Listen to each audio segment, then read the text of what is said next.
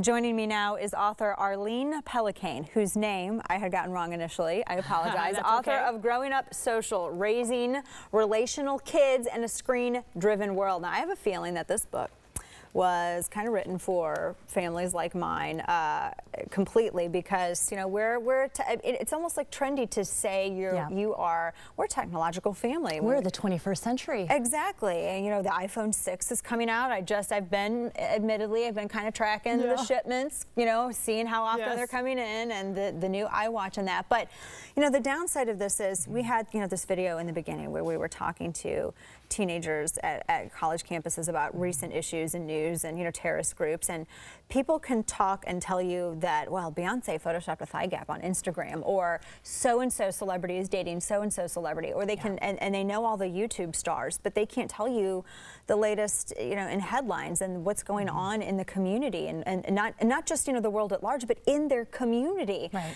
We used to be, Arlene, we were so worried in when I was a kid growing up, and I'm sure when you were a kid too, it was, you know, the television can't be the babysitter. Yeah. So it's social media now. Tell me about this. It's kind of it's a warning, and it should be.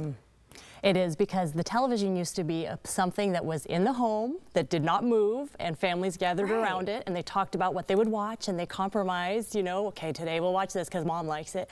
But now everything is so convenient and affordable. So you can have, now your television isn't just in your room, it's in every room of the house. Right. And instead of families coming together and making memories together and having a relationship, many times mom goes one way, dad goes one way, the kids go another way, and everyone's on their own device.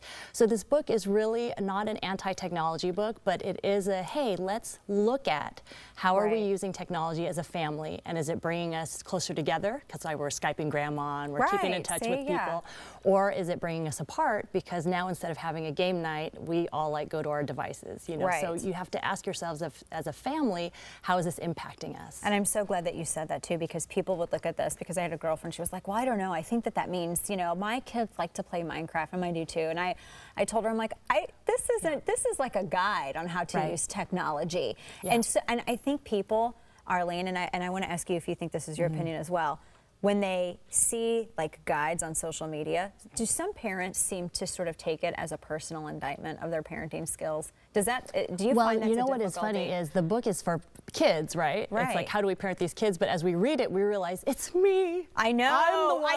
I'm the one who is texting, and I'm the one that's got my head in my phone when my kids are trying to get my attention. So there is that feeling of, as parents, we have to digitally master our lives, in the sense of, what are the boundaries, what's too much, what is useless, what's useful, and model that to our kids, because our kids are going to imitate what we do. Not what we say, but what we do. That's so true. And you know, you mentioned as well the family dynamic, game night, which I think is so important to have, like, you know, regular family activities and sit around the table, and it's changing how families interact culturally.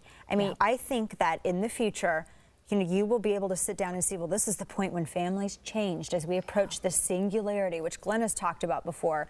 Do you, I get the sense you share that. Think of the restaurant. You know, and the restaurant used to be this place where, wow, it's families coming out and they're having dinner together, and they're talking, they're laughing, and they're sitting down, and life is so busy. And now it's not uncommon to go into a restaurant, right? And because we don't want our kids being loud and all this, it's like, yeah, go play that game, right? And now I feel so horrible right now. We've got you, Dana. Arlene's totally judging me. I feel so bad, because I did it just the other night. I'm like, you know, kids, you can open up some Minecraft and play if you want, because Daddy, you know, my husband and now look at me, I'm defending myself. My husband and I, we don't have date night, and we don't have nannies or anything. I know. So, but still at the same time, even if it's for a short period of time, I'm just like, oh, it's so easy. It's so easy. But what if you do it for the long haul? What it's teaching your kids is, okay, you have to always constantly be entertained, and let's keep you quiet. And the kids have to learn how to be in a situation where they have to behave and not go crazy, and that's an okay thing to do for them, to be challenged in that way at any age. I'm so glad that you said that, because I've had, I mean, I have friends who have a lot of kids, and they almost feel, I had one of them say to me one time, I almost feel bad because I left the communal iPad at home, and they weren't able to watch something, and people are going to criticize us because they'll make noise. I'm like, they're children. You have to bring your children out of the house at some point. I mean, we're humans, we have kids, we were all kids once. So what has been I'm so curious, what has been the response to this book? I mean, I read Yeah. the reviews, and I know a lot of Yes. people like it, but I'm curious, like, what have you experienced? I have had very positive responses from families, but people, grandmas, parents, they gravitate towards it because they say, I don't want my kid to be this kid that all of a sudden they're teenagers and they look like this all the time, and I can't get their attention, and they don't want it. And they're afraid of, for their own, that they're overusing technology, and then they're afraid what's going to happen to my child's brain if they overuse technology. So a lot of parents and grandparents are very interested. Yeah.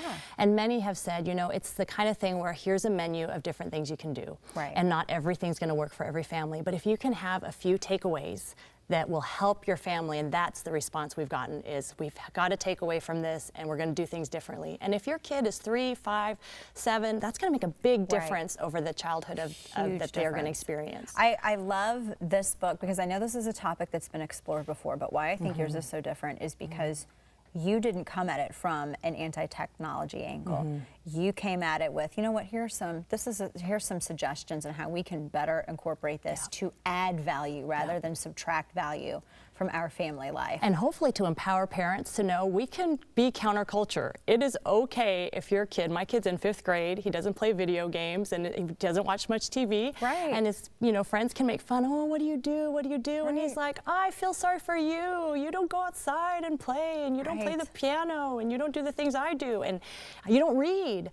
And he can say that to them. And so what I see is so many benefits of if you limit screens in a child's life, they can read, they can be creative, they can make memories, they can do all those things that childhood is supposed to be about. Well, Arlene, thank you so much for joining us. I so appreciate it. Folks, the book is Growing Up Social, Raising Relational Kids in a Screen-Driven World.